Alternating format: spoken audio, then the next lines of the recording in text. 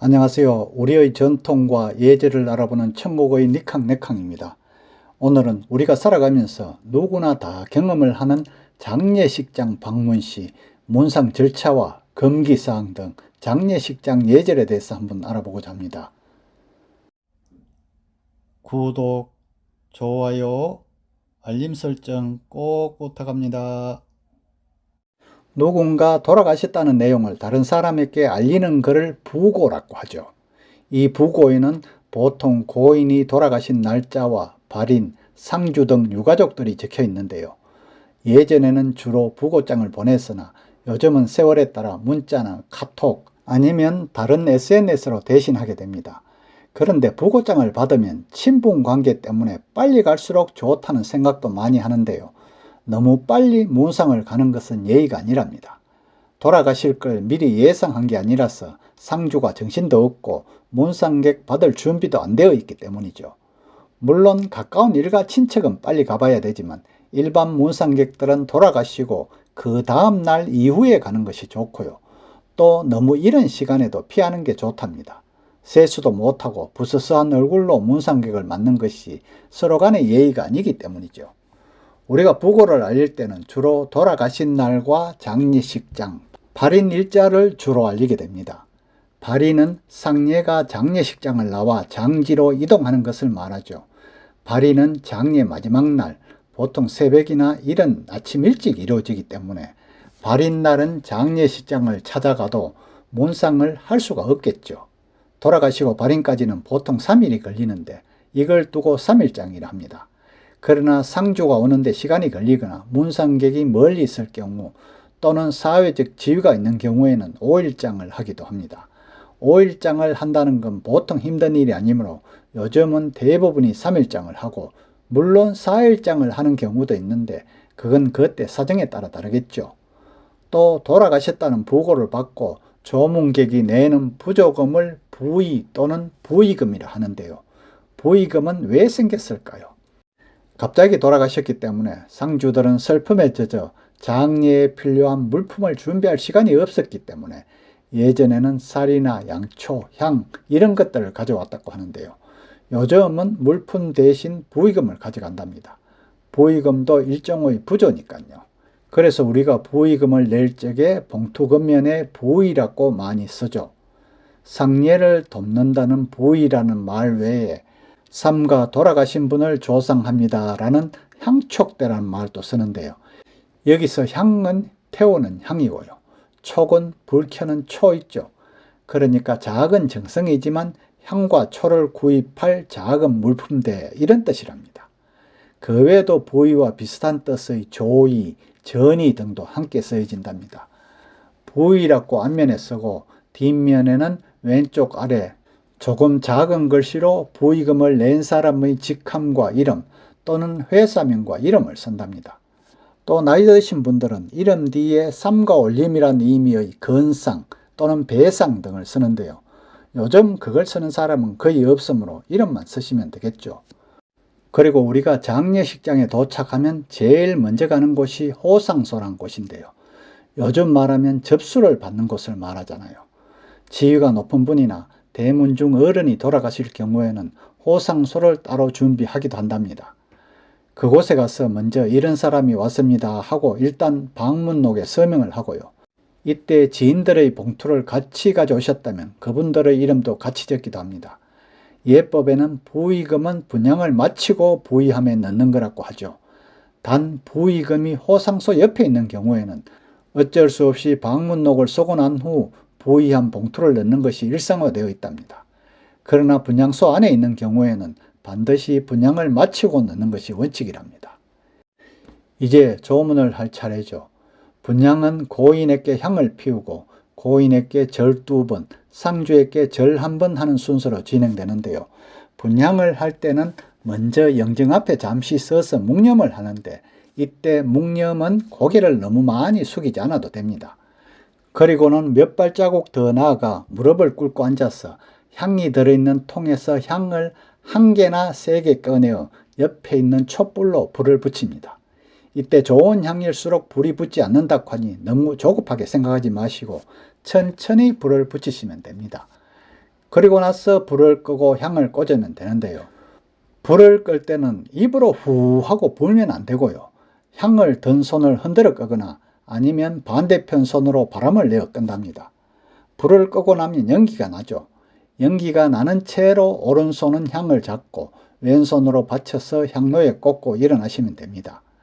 이때 국화꽃을 놓으실 분은 놓으면 되는데요. 놓는 방법은 뒤에서 다시 설명드리겠습니다. 분향을 하고 일어서서 한두 걸음 물러선 후에 고인을 향해 절을 2번 하고 반절을 하는 것이 원칙이지만 요즘은 반절 대신에 목례하듯이 고개를 숙여 예를 표시하면 됩니다. 그리고 공수법은 남자는 오른손을 위로, 여자는 왼손을 위로 하는 게 원칙인데요.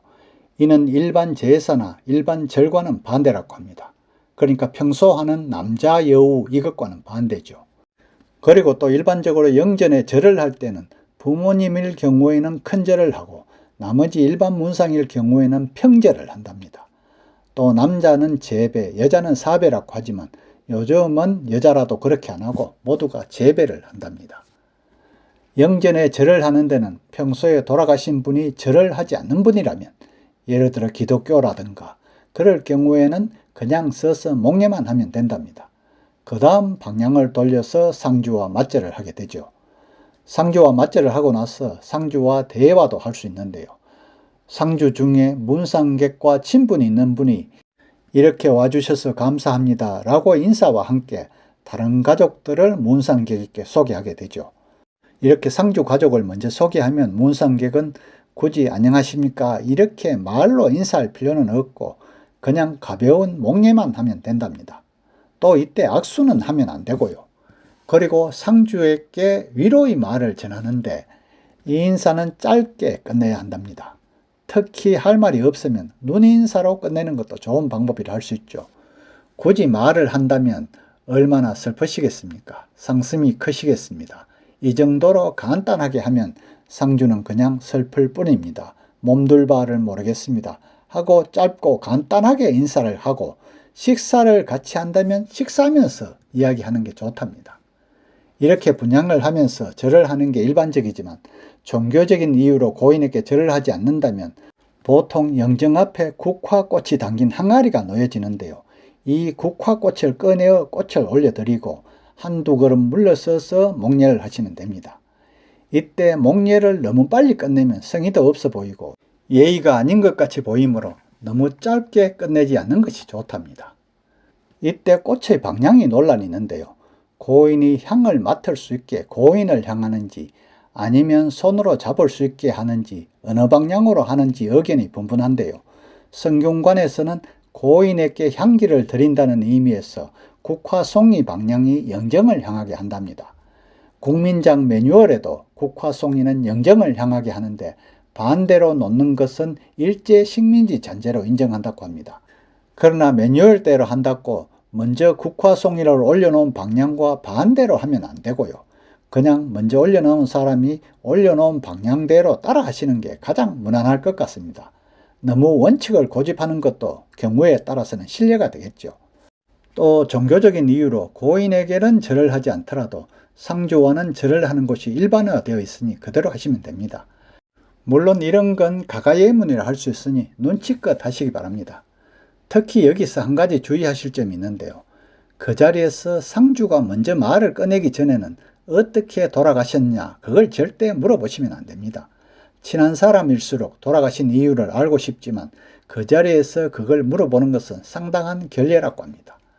또 우리가 큰 불상사 없이 복을 누리시다 돌아가신 분의 죽음을 호상이라고 하잖아요. 물론 좋을 호자죠. 그러나 상주 보고 그 자리에서 아유 사실 만큼 사셨네요. 정말 호상이네요. 하고 상주를 위로하는 마음에 호상이니 너무 슬퍼하지 마시고 힘을 내시라 하는 경우가 있는데요. 상주 입장에서는 호상이라는 말이 위로의 말로 받아들여지지 않고 잘 죽었다고 인식이 됩니다. 아무리 백수가 넘었더라도 호상이라는 말은 상주에게는 예가 아니랍니다. 그래서 문상객끼리는 호상이라는 말을 주고받더라도 상주한테는 절대 말하면 안 됩니다. 특히 마음의 준비가 안 되었는데 고인을 떠나보낸 상주에게 이런 말을 한다는 건 상주와의 관계에 치명적일 수도 있답니다. 그리고 또 한 가지 더, 술을 드시더라도 건배를 해서는 안 됩니다. 인증샷 같은 경망스러운 행동도 자제해 주시는 게 좋겠죠. 그리고 옷차림에 대해서는 익히 알고 계시겠지만 말씀드리겠습니다. 모두 어두운 색깔 계통이 좋은데요. 남성은 검은 정장에 검은 넥타이가 좋고요. 여성은 치마를 입으셨다면 맨살이 보이지 않도록 스타킹을 착용하는 것이 원칙이랍니다. 요즘은 장례식장에서도 검정 넥타이를 빌려주는 경우가 많은데요. 요즘은 회사에서 퇴근하며 바로 장례식장으로 많이 가기 때문에 꼭 격식을 갖춰야 할 어려운 분이 아니라면 굳이 복장은 너무 문제될 것이 없답니다. 다만 너무 화려한 색깔이나 여성들의 경우에는 너무 사치로운 머리핀 같은 액세서리는 잠깐이라도 제거하고 가시는 게 좋겠죠. 그리고 또 조문 시간인데요. 예전에는 문상객 수가 그 집안의 지위와 성품을 평가한다고 하여 자리를 지켜주는 게 도리고 의리라고 생각했습니다. 그래서 친구들이나 동료 직원들은 고스톱을 치거나 술을 마시면서 밤을 새우는 경우가 많았는데요. 그래서 옛날 남자들은 다른 데 어디 가서 엉뚱한 짓을 하고도 친구 장모님이 상을 당해서 밤샘하고 왔다 이렇게 거짓말하면 마누라가 잔소리를 안 했다고 하잖아요. 그러나 이젠 그런 문화가 완전히 사라졌죠. 요즘은 상가에서 머릿수를 채워주고 자리를 지켜준다는 것은 완전히 사라졌다고 할 정도죠. 밤 11시가 좀 넘어가면 상주도 쉬어야 하기 때문에 이때가 되면 다들 돌아가 주는 게 일반적이랍니다. 심지어 12시가 넘어가면 장례식장 관계자가 문상객들을 집으로 가도록 유도한답니다. 다음 문상을 가다 보면 문상을 가서 눈도장을 꼭 찍으면 좋은 분이 있죠. 상주가 아주 가까운 친구이거나 아니면 직속 상사 또는 사업상 밀접한 관계로 뭔가 잘 보이고 싶은 사람들도 들어있을 겁니다. 이런 사람은 일반 조문객보다 뭔가 더 강력한 애도의 메시지를 보내고 싶은데요. 상주 입장에서는 부의금 많이 내는 것도 좋지만 그보다 훨씬 더 고맙게 느낄 수도 있기 때문이랍니다. 그러고 싶을 때는 조문객들에게 식사나 술을 서빙하는 걸 도와주는 것도 좋고요. 물론 요즘은 상조 회사에서 도우미가 나와 별로 할 일은 없지만 같은 회사 직원이나 엄청 바쁠 때는 서빙하는 걸 도와줘도 좋겠죠. 이걸 하루에 그치지 않고 이틀 동안 퇴근 후 계속 도와준다면 돈으로 살 수 없는 상조의 마음을 살 수도 있을 겁니다. 또 운구에 참여하는 것도 큰 성의 표시가 될 수 있는데요. 장례식장에서 운구 차량까지, 운구 차량에서 화장장이나 묘지까지 이동할 때 2번 운구를 하는데요.